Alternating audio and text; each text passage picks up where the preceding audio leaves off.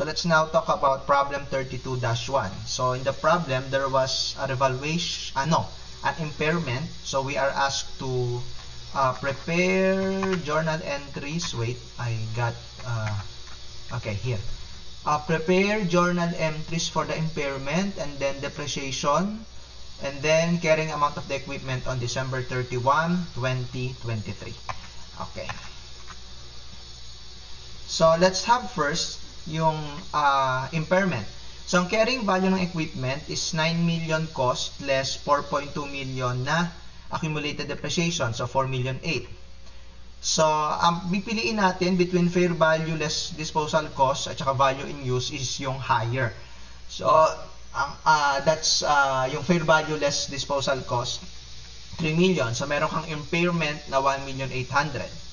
So the journal entry is debit impairment loss 1,800,000 and credit accumulated depreciation of 1,800,000.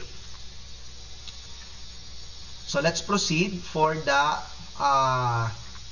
depreciation yata yung sunod, no? So yung carrying value niya as of January 1, edi yung 3 million na fair value less disposal cost.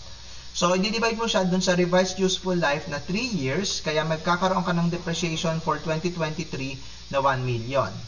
So ang carrying value niya as of December 31, 2023 is 3 million na carrying value as of January 1 less yung depreciation na 1 million. So 2 million. So ang journal entry, depreciation expense 1 million and credit accumulated depreciation of 1 million.